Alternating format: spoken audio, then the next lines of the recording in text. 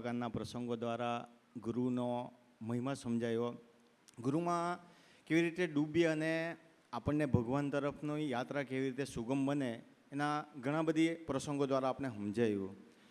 ઘણા બધા ચિદાનંદભાઈ આપણને એવા પ્રસંગોની વાત કરી, જૂના પ્રસંગોની વાત કરી. ત્યારે મને એક પ્રાણલાલભાઈ સાથેનો એક જૂનો પ્રસંગ વર્ષો પહેલાંનો યાદ આવ્યો. વર્ષો પહેલાં અમે પ્રાણલાલભાઈ, કસનભાઈ આપણા ધારાસભ્ય અને મહેન્દ્રભાઈ ડૉક્ટર એમ કરીને સ્વામીદાદાના આશીર્વાદ લેવા ગયેલા. મને એક્ઝેક્ટ યાદ છે કે પ્રાણલાલભાઈ ત્યારે ચંપલ નહીં પહેરતા, કંઈક બાધા રાખેલી.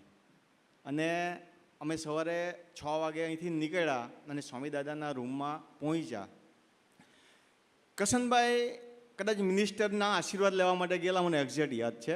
અને ત્યારે પ્રાણલાલભાઈના ખભા પર હાથ મૂકીને કસનભાઈ એવું કીધું કે સ્વામીજી આ દીકરો બહુ સરસ છે, બહુ મહેનત કરી મારા માટે એમ કહે. એવું પ્રાણલાલભાઈ પ્રાર્થના કરી, બહુ મહેનત કરી એમ કે. આજે એવા આશીર્વાદ આપો કે એના બધા દિવસો ફરી જાય અને એને બરકત મળે. એવું એક્ઝેક્ટ શબ્દ સાથે હું વાત કરું અને પ્રાણલાલભાઈને ત્યારે આશીર્વાદ આપલા. આપણી વચ્ચે જ છે પ્રાણલાલભાઈ. અને આપણે વિચારીએ કે ત્યાર પછી મેં પ્રાણલાલભાઈને જ્યારે જોઉં ત્યારે મને પ્રસંગ એક્ઝેક્ટ એકદમ યાદ આવે. આ વર્ષો પહેલાંની વાત કરું, કદાચ પ્રાણલાલભાઈને બી આ પ્રસંગ યાદ એક્ઝેક્ટ હશે. ત્યારે મને એ વાતને વિચારે આવે, ચિદાનંદભાઈ જે વાત કરી તેના પરથી મને પ્રસંગ યાદ આવ્યો કે આ પુરુષ તો ખૂબ ખૂબ કરુણાનિધિ પુરુષ છે.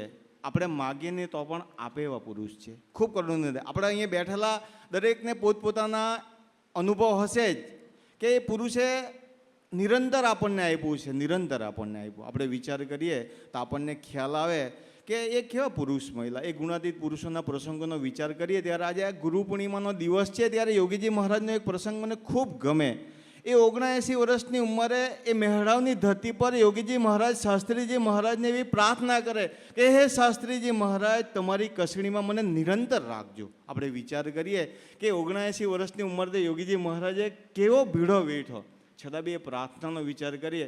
અને આજે વર્તમાન કાળે પ્રબોધ સ્વામીજીના જીવનનો વિચાર કરીએ ત્યારે આપણને પેરેલલ એવું ફિલિંગ આવે કે આજે 72-73 વર્ષની ઉંમરે એ પ્રબોધ સ્વામીજી મહારાજ કેવો ભીડો વેઠી રહ્યા છે. અને નિરંતર સ્વામીજીને એવી પ્રાર્થના કરે કે તમારા મિશનમાં અમને નિમિત્ત બનાવજો. આપણે વિચાર કરીએ ત્યારે આ પુરુષના આપણે એક્ઝેક્ટ મહિમા સમજાય કે આપણે ખૂબ નસીબદાર કે આવા પુરુષની તમને ને મને પ્રાપ્તિ થઈ છે.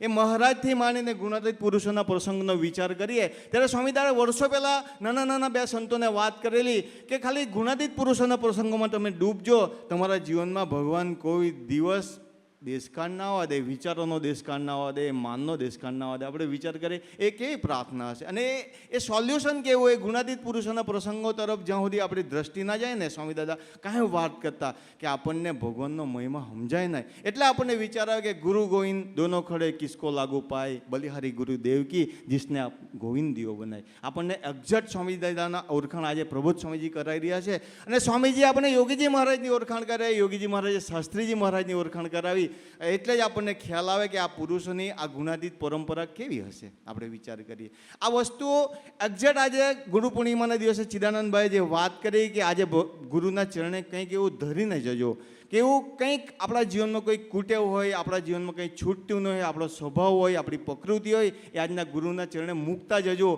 કોઈ પૈસાની વાત ના કરી, પૈસા તો એમની પાસે અઢળક હોય. આપણે વર્ષો પહેલાં સ્વામીદાદાએ મને વાત કરેલી કે આ પગની નીચે લક્ષ્મી દબાઈ રાખી છે, હું પગ મૂચકું તો બધા પૈસાવાળા થઈ જાય. સ્વામીદાદા કે મેં સ્વામીદાદાને એવી પ્રાર્થના કરેલી વર્ષો પહેલાં કે સ્વામીજી અમને 25-25 લાખની ગાડીમાં તમે ફરતા કરી મૂકો, તે દાડો અમારી પાસે સાયકલની કેપેસિટી નહીં મળે હેમંતભાઈ. અને મેં પ્રાર્થના કરી અને સ્વામીદાદા અહીંયા જ બેઠેલા. અને સ્વામીદાદા જ્યાં સુધી મને આશીર્વાદ નહીં આપે ત્યાં સુધી આગળ વાત જ નહીં હોય. કોઠારી સ્વામી કહે સ્વામી હવે કંઈક આશીર્વાદ આપો તમે. ત્યારે સ્વામીદાદા બોલા ભગવાન તમને બધું બક્ષિસમાં આપે પણ તમારે એને મારે ભજન કરવું પડે, આપણે ડૂબવું પડે આ પુરુષોમાં. બાકી એ પુરુષ તો કોઈ દિવસ સર્વમંગલ સ્વામીએ કીધું ને એવા કરુણાનિધિ પુરુષ કોઈ દિવસ લેનાર પુરુષ નથી, આપનાર પુરુષ છે. પણ આપણામાં કોઈ ખોટ આવી જાય ને એટલે ભગવાન આપણી પાસે લેવું પડે. બાકી એ પુરુષ તો કેવા આપણને મળ્યા. એ પુરુષની એક સેકન્ડનો વિચાર કરીએ ત્યારે આપણને ખબર પડે. આજે પ્રબોધ સ્વામીજી જે દિવસથી આખો પ્રસંગ બન્યો તે દિવસથી એક દિવસ પ્રબોધ સ્વામી સ્વામીજી આરામ કર્યો નથી, આપણે વિચાર કરીએ તો એનું શું કારણ હોય? એનું એક જ કારણ કે હરિપ્રસાદ સ્વામી કેમે કરીને રાજી થાય. અને આપણે ચિદાનંદભાઈએ વાત કરી કે પ્રભુત સ્વામીજી કેમે કરીને રાજી થાય એટલું મિશન રાખીએ ને તો ભગવાન આપણા પર અધ્રક ધડી જાય, અધ્રક. કોઈ માગવાની જરૂર ના પડે મુકેશભાઈ, એ પુરુષ તો કેવા છે, આપનાર પુરુષ છે, પણ એમની અનુભૂતિમાં આપણે જીવવું પડે. એમનું જે જીવનનું જે આ દ્રષ્ટિએ આપણને જીવાડવા માગે એ તરફ જીવવું પડે. વર્ષો પહેલાં કોઠારી સ્વામીજીએ પ્રાર્થના કરી, સ્વામીજી યોગીજી પ્રદેશમાં ખૂબ દેશકાળ છે, આશીર્વાદ એવા આપો કે આ દેશકાળ મટી જાય. ત્યારે સ્વામી દાદાએ કોઠારી સ્વામીને વાત કરતાં કીધેલું કે કોઠારી સ્વામી મધ્ય 28-41 અને શિક્ષાપતિ પ્રમાણે જે જીવતા હોય ને એમના જીવનમાં દેશકાળ કોઈ દિવસ ના હોય. આપણે વિચાર કરીએ ત્યારે આપણે વિચાર આપણા જીવનમાં કંઈક ખોટ છે તો એમાં આપણી જ કંઈક ભૂલ હશે. તો વિશેષ વાત નથી કરી, આપણે હરવિધિ તરફ જઈએ તો રમેશભાઈને પ્રાર્થના કરીએ કે હરવિધિ તરફ આગળ ચલાવે. આપણી વચ્ચે નરેશભાઈ બી ટૂંક સમયમાં પધારી રહ્યા છે 20-25 મિનિટમાં, તો આપણે એમનો બી 15 મિનિટ લાભ લેશું. તો પૂજ્ય રમેશભાઈને પ્રાર્થના કરીએ કે હરવિધિનો પ્રોગ્રામ આગળ ચલાવે. સજાનંદ સ્વામી મહારાજની જય.